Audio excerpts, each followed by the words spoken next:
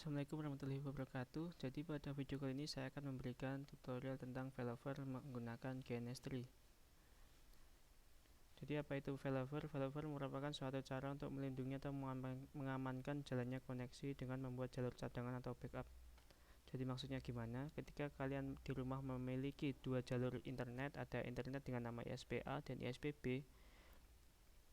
Ketika ISPA ini mati, maka ISPB akan secara otomatis menggantikan jalur internetnya.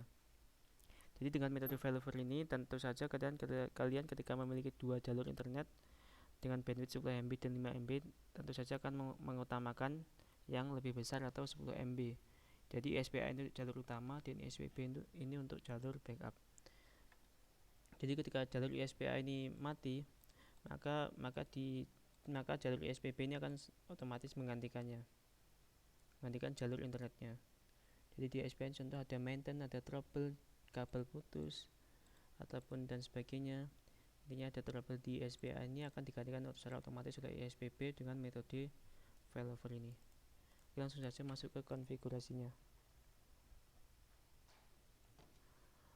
Oke, di sini kenapa saya menggunakan topologi yang berbeda. Anggap saja ini untuk yang kiri ini, untuk kabel yang kiri ini ISPA dan kabel yang kanan ini ISPB. Ini saya namai dulu ISPA bandwidth 10 MB dan ISPB bandwidth 5 MB. Oke, di sini saya berikan di sini dan yang di sini. Nah, ini anggap saja sama ya. Kenapa berbeda? Sebenarnya ini sama saja. Di sini kan di sini ada ISP. Nah, sedangkan di topologi saya menggunakan ISP langsung router dan akan mengonfigurasi secara manual ISPA dan ISPB. Jadi anggap saja kabel yang kiri ini ISPA dengan bandwidth 10 MB dan kabel yang kanan ini ISPB dengan bandwidth 5 MB. Oke, saya tambahkan PC sekalian. Oh, ini ada PC. Ini dan ini. Oke. Sambungkan dulu. Ini header 4. Ini header 5. Oke. Kalau di GNS untuk mulai nama headernya itu header 0 ini header 1 ya, header 2 sedangkan nama header 1 E1 ini E1. Ini E1 ada ini di belakang ini E1 ini ada 2 dan ini E4 berarti ini E5, E3 ini E4. Langsung saja kita masuk ke MikroTik 4. Oke, kita biasanya sama saja kita buka konsol dan akan muncul tampilan kita login dengan admin. Di sini pertama-tama kita konfigurasikan IP. Di sini kita belum masuk ke konfigurasi failover ya. Kita masih mengkonfigurasikan ISP-nya. Yang ini. Kita masih mengkonfigurasikan ISPA dan ISPB, belum masuk ke konfigurasi failover. Kita kembali, kita masuk ke MikroTik 4. Oh, maaf. Kita masuk ke MikroTik 4. Jadi kita konfigurasikan IP DHCP client add interface header 1 disable no. Nah, di sini saya meminta IP dari internet ini dengan jalur header 1 karena ini yang mengarah ke internet ini header 1, interface header 1. Tapi IP DHCP client print. Nah, di sini sudah mendapatkan IP ya. Kenapa ini interface-nya header 1? Karena ketika saya menyambungkan ini E0 Ethernet 0 ini saya menyambungkannya ke atas, ke jalur internet. Ini kita masih membuat ISP ya, ingat. Kita buka MikroTik 4 lagi. Jadi lanjut sekarang kita konfigurasikan IP address add address 10.10.10.1 prefix 24 interface header 2 dan IP address address 20.20.20.1.4 interface header 3 IP address print. Nah, ini ada tampilannya. Apa yang baru saja saya lakukan, saya buat IP address address 10.10.1 prefix 24 ini saya membuat IP untuk ISPA ini ya, 10.10 ini saya buat untuk ISPA dan ini yang bawah IP address 20.20.1 prefix 24 interface header 3 ini saya membuat ISPB. Jadi karena di sini kenapa saya milih header 2, karena header 2 ini yang kiri ISPA ini ISPA, ini yang kiri ini menggunakan jalur header 2 dan yang kanan ini menggunakan jalur header 3. dan yang kiri SPA dan yang kanan ISPB. Ini ya, yang kabel kanan ini dan yang kabel kiri ini SPA. Oke. Dan ini tampilannya, ini sudah mendapatkan ini SPA, ini SPB, yang bawah yang 2020 di SPB. Oke, sekarang setelah mengkonfigurasikan IP, kita konfigurasikan IP DHCP server setup. Jadi sekarang kita buat DHCP server untuk SPA dan ISPB. Oke. Pertama tentu saja kita buat DHCP untuk ISPA. ISPA berada di jalur Ether 2. Ini ya, yang kiri ini ini ada di Ether 2. Oke, kita enter, selesai. Nah, sekarang kita buat lagi DHCP server setup Ether 3. Sekarang kita buat DHCP server untuk yang kanan ini untuk ISPB. Kita enter, lalu kita cek dengan perintah IP DHCP server print. Nah, sekarang ini sudah terlihat ya, ini DHCP yang pertama ini yang tadi di header 2 ini dengan perintah IP DHCP server setup, interface-nya pilih header 2, ini untuk DHCP untuk ISPA. Dan yang kedua ini untuk yang DHCP ada di interface header 3 ini untuk ISPB. Itu saja yang atasnya alamatnya 1010, yang bawah yang SPB ini 2020. Sesuai topologi ya, ini 1010 2020. Oke, lanjut. Sekarang kita konfigurasikan, setelah IP address kita konfigurasikan IP firewall NAT. Kita pilih add chain src NAT out interface Ether 1 disable no. Nah, ini chain src NAT out interface kenapa Ether 1? Karena ini yang mengarah ini, yang saya memilih ini E0 ini untuk penyambungan ke atas ini, karena itu E0 atau Ether 1. Oke, kita cek sekalian dengan perintah IP firewall NAT print. Nah, ini sudah ada ya perintah yang baru saja saya buat ini. Sekarang ini untuk mengecek apapun itu menggunakan perintah print ya. IP address juga menggunakan print, IP address print. Oke. Sekarang kita cek internetnya dengan ping Google. 888 DNS Google ya maksud saya. Kita coba. Oke, sudah terhubung ya ke internet. Mungkin kita coba ping DNS Google, sudah bisa. Sekarang untuk konfigurasi ISP sudah selesai. Anggap saja sekarang topologinya seperti ini ya. Sebentar, saya tutup yang atas. Nah, oke, nah sekarang kita masuk ke konfigurasi yang bawah. Jadi kita baru saja selesai untuk mengkonfigurasi ISPA dan ISPB. Sekarang kita masuk ke konfigurasi coilover atau sudah masuk ke konfigurasi router yang ini. Jadi kita baru saja selesai untuk konfigurasi yang atas ISPA dan ISPB. Sekarang masuk ke konfigurasi failover. Sekarang saya sudah buka MikroTik 1. Nah, itu saja, biasanya sama saja, kita klik konsol lalu masuk admin dan password kosong. Enter saja. Sekarang kita untuk perintah pertama kita buat IP DHCP client add interface header 2. Nah, karena SPA saya ada di header 2, saya pilih header 2 dengan add default root no, dengan disable juga no. Oke, sekarang lanjut IP DHCP client add interface header 3 add default root no, disable no. Oke, IP DHCP client print. Nah, jadi tadi saya melakukan konfigurasi DHCP client yang berfungsi untuk meminta internet dari ISPA dan ISPB. Jadi DHCP client yang pertama ini untuk meminta IP dari ISPA, dan DHCP client yang kedua ini untuk meminta ISP dari ISPB. Oke, sekarang kita konfigurasikan. Sebentar, untuk kita cek topologi dulu. Nah, ini untuk yang bawah ini 1.0, yang ini 2.0. Ini jadi saya tambahin sekalian juga.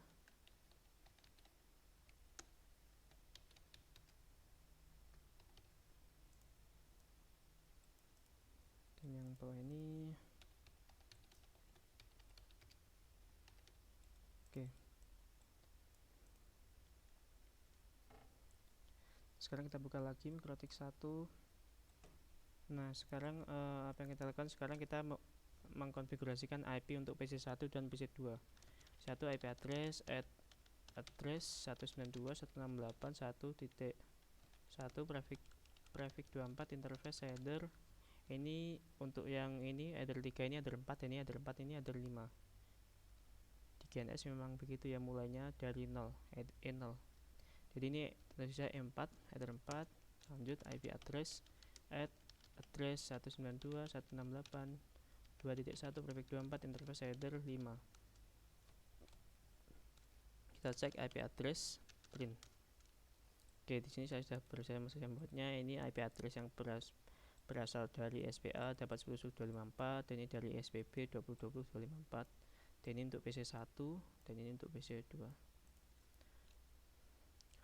Oke, sekarang lanjut kita konfigurasikan IP firewall NAT ya. IP firewall NAT add chain src NAT out interface header 2 action masquerade. Karena biasanya kita jadi karena di sini ada dua ISP, ada ISPA dengan jalur interface header 2 dan ISPB jalur interface header 3. Saya juga membuat firewall NAT 2 kali dengan interface yang berbeda. Firewall NAT add chain src NAT out interface header 3 action masquerade. Nah, jadi saya membuat firewall NAT 2 kali untuk ISPA dan juga ISPB. Bisa kita cek dengan sama saja perintahnya seperti IP firewall NAT print. Oke, ini sudah ada ya. Sekarang kita coba cek konektivitas ke Google dulu. Kita ping 8888. Oh, masih no root to host. Karena apa? Karena tadi saya ketika mengkonfigurasi DHCP client ini tidak menggunakan add default root no.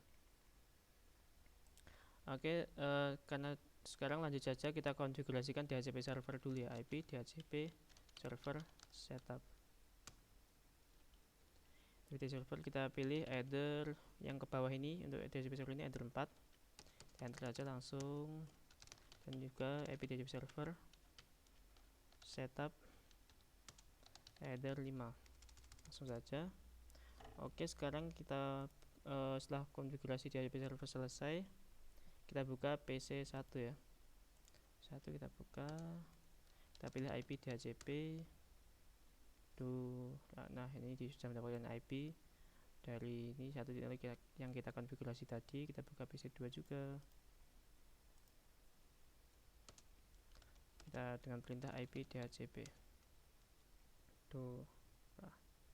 Oke, ini juga sudah mendapatkan IP dengan alamat 2.254. Oke, sekarang kita masuk ke konfigurasi failovernya. Saya di IP rootnya ya. Kita untuk konfigurasi IP failover sebenarnya simpel saja. Pertama-tama kita cek IP root print. Nah, kenapa tadi saya saat ping DNS Google tidak bisa? Karena di sini belum ada default root yang mengarah ke internet. Jadi biasanya kalau IP DHCP client langsung itu tidak kalian tambahkan add default root, maka itu akan tertambahkan otomatis jalur default root ke internet. Tapi karena tadi saya memilih add default root no, maka jalur default root saya yang untuk ke internet belum ada. Saya buat secara manual. Di sini perintahnya untuk membuat konfigurasi failover IP root add dst address terus saja 0000 prefix 0 dengan gateway 10.10.10.1. Ini jadi kenapa gateway-nya 10.10.1? Jadi karena ini untuk ISPA, ini untuk ISPA ini karena ini jalurnya 10 MB, jadi kita utamakan untuk konfigurasinya seperti ini. Lanjut gateway langsung. Untuk yang kedua, untuk jalur backup atau ISPB kita IP root add dst address 0000 prefix 0 gateway 20.20.20.1. Jangan lupa kita tambahkan distance-nya kita pilih 2 dan cek gateway ping. Oke, kita coba cek lagi IP root print. Nah, di sini terlihat ya. Ini terlihat untuk ISPA ini dengan jalur 10.1 ini dia berstatus AS atau aktif statik. Kenapa yang B ini statik? Karena saya membuat distance atau jarak ini 2, dan di Mirotic itu sistemnya distance yang paling kecil itu yang diutamakan. Jadi yang diprioritaskan itu distance yang kecil. Jadi ini untuk distance atau jarak untuk yang ISPA ini 1, jadi dia diutamakan. Dan untuk yang ISPB ini dia distance-nya 2, maka dia dijadikan backup. Jadi ketika ISPA ini ada masalah, maka akan langsung digantikan secara otomatis oleh ISPB. Contoh ISPA ini saya akan mendisable ISPA ya. IP root disable number 0. Nah, sekarang saya setelah mendisable, anggap saja di ISPA ini ada masalah. Sekarang kita cek lagi apakah masih ISPA yang menjadikan apakah sudah digantikan oleh ISPB karena ISPA ada masalah. Cek IP root print. Nah, tentu saja karena ISPA ini anggap saja ada masalah, maka sekarang yang memiliki status aktif statik adalah ISPB dengan gateway 2020.1. Jadi intinya begitu ya. Namun ketika ISPA ini sudah trouble-nya atau maintenance-nya sudah selesai, dia akan menjadi jalur utama lagi. Contoh disini IP root enable number 1. Nah, karena anggap saja sekarang di ISPA ini maintenance-nya sudah selesai, kita cek lagi IP root print IP root print. Nah ini sekarang sudah kembali lagi ke 10.10.1. Sedangkan yang tadi yang aktif statik ini jalurnya 20.1.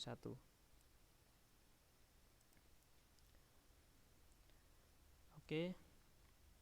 Jadi begitu ya failover, ketika jalur utama mati maka dia akan digantikan oleh jalur kedua yang B ini.